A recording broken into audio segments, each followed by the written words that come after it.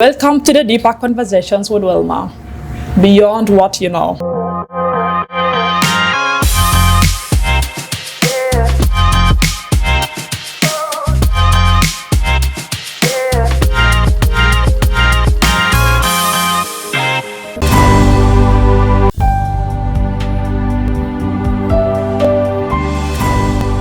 Welcome to the Deeper Conversations with Willma, Beyond What You Know.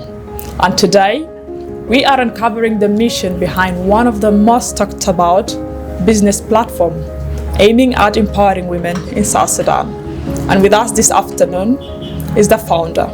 Good afternoon, Sarah. Good afternoon, Willma. It's a delight having you this afternoon. Thank you so much for hosting me. Kindly introduce yourself. My name is Sarah Balus. I'm the founder of Sip&Shop initiative here in Juba. Okay. Thank you for joining me, and definitely the aim is to learn about Sip&Shop. Why is everybody talking about Sip&Shop? The impact going on and the stories and women changing their own lives through business is impactful. So what was the mission behind Sip&Shop? Sip&Shop originally started in 2021. I think essentially I didn't envision it to be this big. So it was just a few collective of us that came together that were selling products. From our first initial event that we did, we had about 8 to 10 vendors. And then after that, we realized there was an appetite. So when that happened, everybody was like, when's the next one? When's the next one? So we just started to plan it more often. We were doing it monthly. Then I decided, actually, let's just do this thing where it's quality over quantity. So we thought, let's just make it bigger. Mm-hmm. So we grew in size from like 8 to 10. I think on average now we have about 50 vendors, SMEs that come together to showcase their services, their products, and for clients also to meet the faces behind the brands and interact with the brand owners. Okay, observing the core values, or one of the core values for Sip&Shop is to empower women in business. Why was that very important looking at the context of South Sudan? I think it's very important, regardless of what aspects of business somebody is doing. I mean, they are different scales. And even if you go around the streets of Juba right now, you'll see women selling either their vegetables or making tea. There's a lot of women out there that are trying to help the ecosystem of South Sudan, and it's only essential that we support them as much as we can to really help them elevate their brands further. So the women within our pool, some of them, it's their side hustles, as you would say. Some of them, it's their full-time hustle. And we've seen it really emerge where before you might sell, I don't know, peanut butter or honey from a little container. Now they're coming out branding it, using packaging, doing production items on there. So there's really growth. There's been a lot of growth recently, and we're just here to enhance these women and support them as much as we can. Right. South Sudan being a country that is growing, and women being most of the times victims of everything that happened in South Sudan, they lack a lot of skills when it comes to business. Even if they have that passion, there is a lot that they are yet to learn about business. So what are some of the challenges maybe you observed from the women that work with you? There's a few. One obviously is the financial literacy in terms of how to manage your business. So you should know your P&L, you should know when to invest or when to save money, how to balance your books, how to do your stock take. So these are the things that some people will tend to get an insight on through our capacity building. Other aspects would be how to brand and market your products better, how to engage with audiences through the use of social media. And then it's also feedback. So we ask these women within our pool, like, what would you like to know? What would you need assistance with? So from that is when we're able to come together and put programs that would help them. What are some of the businesses that maybe you have under Sip&Shop? What are the products? We have so many, other than obviously the clothes. We have homegrown initiatives where they make and produce things locally, such as using the shea butter, the honey, the peanut butter, the coffee, skincare that they use to make these products. We've recently had where we've got an author now, she writes like kids books, based on the culture of South Sudan.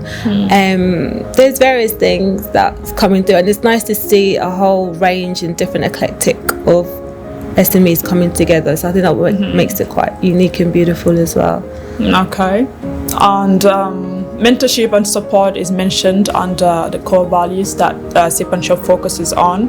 How is Sip&Shop mentoring the women that maybe work with you?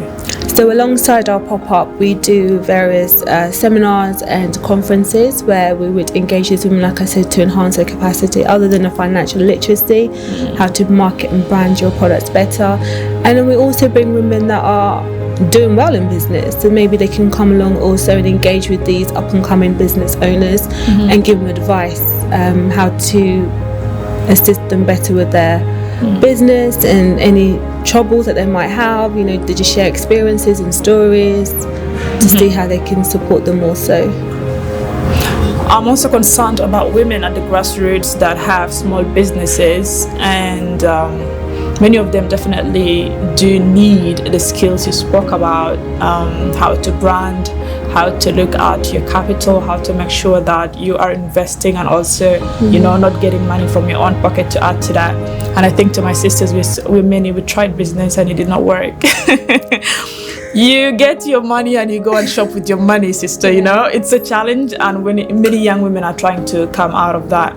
So how do you work with policymakers to make sure that women in business, especially those that have small businesses, they face a lot of challenges, taxes, this and that? So how do you make sure that you work with policymakers to make sure that you overcome these challenges? I think last year we partnered with Save the Children, who work with women farmers in Eastern Equatoria in Torit. So the women there, obviously, they produce their produces and they just sell it amongst themselves within their small community. So they have these fresh things that are grown in South Sudan. Why can it go beyond? Why can't it reach the city? So when we got together with Save the Children, we brought these women in. They brought their products in from Torit into Juba to one of our events, and they came up with so much stuff, and we were like, are they really going to sell all these things? And believe it or not, everything sold that day. People were really excited to hear their stories, their energy that they brought. So is that creating market linkage? So how can we put these women, their products, how can we help them upscale? So even from then, they sold all their stuff. Affex were now supplying, the suppliers to Affex, and also to another supermarket here in South Sudan, in Juba, sorry. So I think that was really important, one of our great success stories. So women that are at the grassroots, this is how we elevated them, and essentially we helped them with their branding, and we did roller banners for them so people knew exactly who they were, contact details with flyers. So it's really important to assist where they can, and I think this is one thing that we're trying to do more of, and we're trying to see how else we can partner. Sip&Shop is becoming a huge responsibility every day. Have you noticed that? It's growing, it's becoming a huge responsibility. And definitely you did speak about wanting to reach women at the grassroots, which is very important. Is the platform enough taking everyone? Because we were here yesterday for the opening and I felt like so many of them want to step in. So how do you plan to maybe have a space that can accommodate all of them?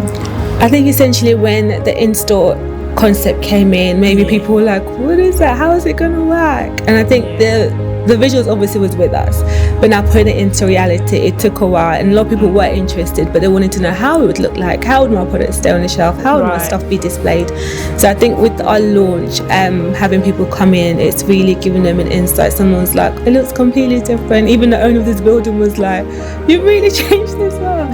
So it's beautiful just to see all these different brands under one roof, so you don't have to wait every quarter for our massive pop-up. You can come in any day to connect and to pick up these products from our various vendors. And everyone's first initiative was like, this place is small, so we hope to go bigger. We hope to have 2 or 3 other branches around Juba, and maybe in a different state. So this is a stepping stone for us. We're talking about elevating SMEs. We're quite small ourselves, I think. We've still got a lot of work to do. So this is like a small tick in our books, and we hope to do a lot more. So watch this space.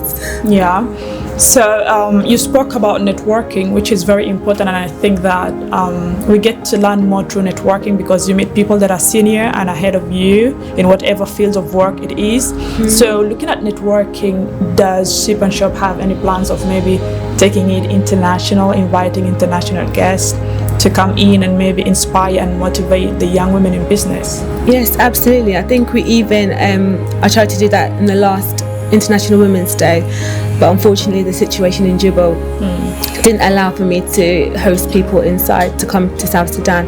But absolutely we want to do that, and not even just invite people in, we want to take our products out. Right. Let's export some of these things. We have so many natural resources here that are being utilised in various ways. So I would love to see a lot of our vendors go out to expeditions, expos outside of the country, and really see South Sudan on the map to show that, you know, we have got products that are emerging from the country.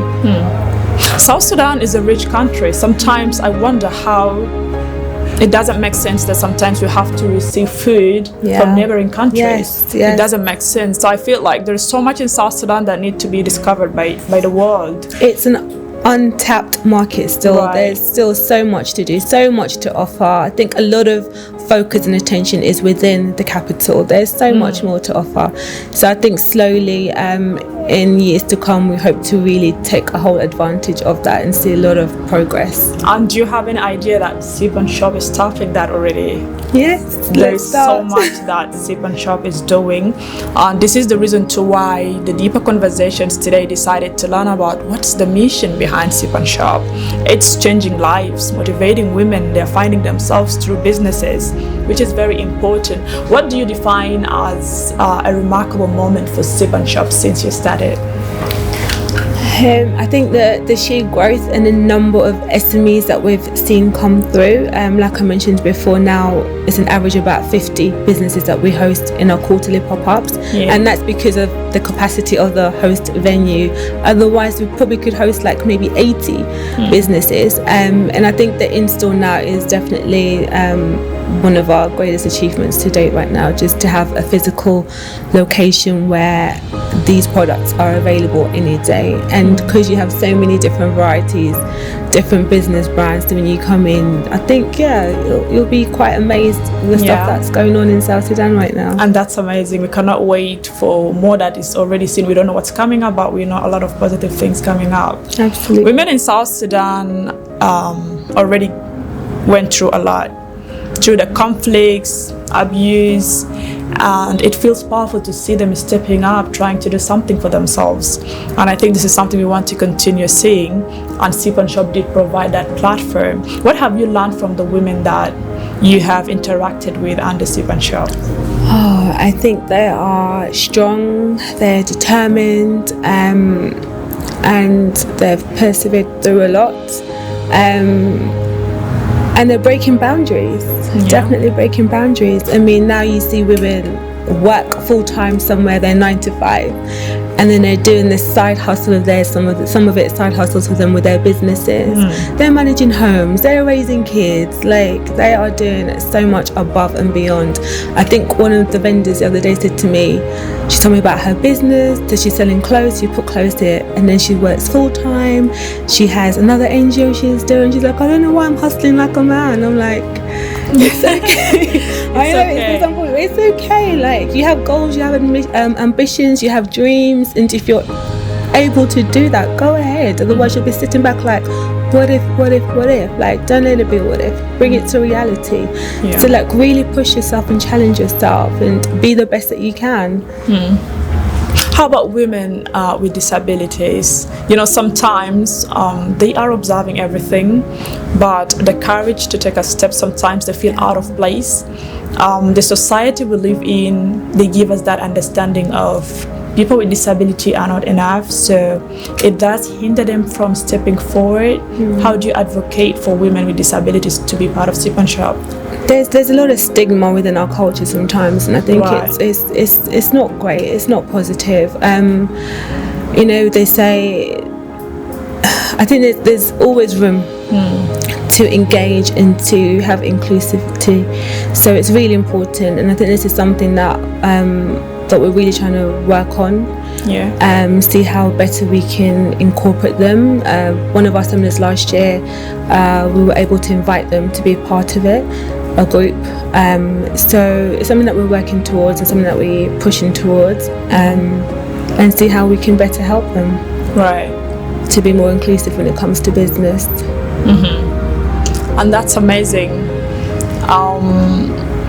We are about to step out in a few, and I did mention that someone did mention to me yesterday, a male person, that you women are so dramatic.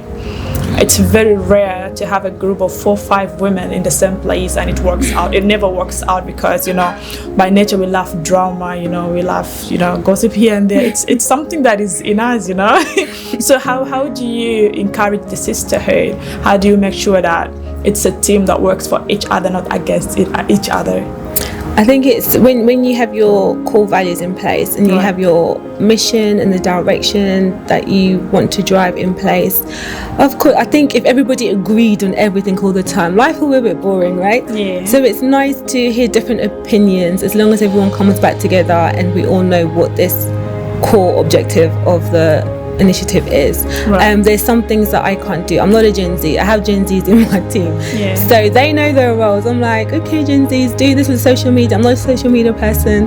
I don't know how to use it well, but someone in my team does. So I think we should all utilize each other's strengths where we can, respect each other's voices as well. Like I said, there's a lot of young people in my team, but I listen to them and they come up with great ideas sometimes and they execute it really well. So working environment should be a working environment. Everyone has a voice, everyone has an opinion. But like I said, if you all know what your core values are and what started this and the direction it's going to, then that's when everyone should really come together. Yeah. And I love how South Sudanese women are really teaming up. I believe that it's only together that we can win. Remember that we are representing a nation. We are being observed by people from other countries. People are working together, putting the same goals ahead. People want to stand. You don't stand for yourself, you're standing for a nation. So I do believe that the sisterhood is important. Giving a hand to your sister when needed is very important. Before we step out, where do you want us, or what is Sip&Shop having for us in a year or two? Because I cannot mention 5. Every 2 months, Sip&Shop is having something new, is pushing for women, is giving out more ideas, encouraging women to do more. So where do we look at Sip&Shop in maybe a year? I think one of our core objectives, I think, this year would be to see how we can step on a global stage, how to bring some of these brands on a global stage, and how to bring South Sudan on a global stage in terms of business. So we really want these ladies to participate more in expos globally, whether it's within Africa or another continent, but we want them to be known. We want our ladies to be known. We want our products to be known. We want people to know that South Sudan have more than the oil money. There's other things within the country. So this is one thing that we are driving towards and want to see more of within Sip&Shop. All right, Sarah, being the founder of Sip&Shop, it might have started as an idea of you just wanted to showcase your fashion sense, and it turned out to be a responsibility instead. And South Sudan being a growing country, women are lacking so much. We come from families that do not have time to communicate to us, to motivate and inspire us to do better. So what message do you have to the woman that is going to watch this today? I would say, if you have dreams, if you have ambitions, and you were thinking about doing business, just start as little as you can. Do your research, figure out the direction you want to do. Contact us, come to us and see how we can maybe assist you also. But I think just let your dreams and ambitions play out. I'm not going to say it's easy. It's not easy. Right. It's not going to be easy. You're going to have some sleepless nights. I've had many sleepless nights. But when you get to the end product, when you start seeing the fruits of your labor, then that's when you'd really appreciate everything that you've done. All the struggles will just disappear. Like, you won't even remember those days that were really down. But I would say, I think a lot of women nowadays, they have that in them. I think they have that drive. They really want to push and do something. So just start as little as you can and see how it grows. I mean, I never thought since 2021 that we would have an in-store like this. So it takes time, it takes progress. Even if you look at these international brands, they evolve all the time. They change, they rebrand. And Apple, I don't know, all these big ones, they all started with working in a garage, and now look at where they are, globally known everywhere. So you take baby steps, but eventually you would get there.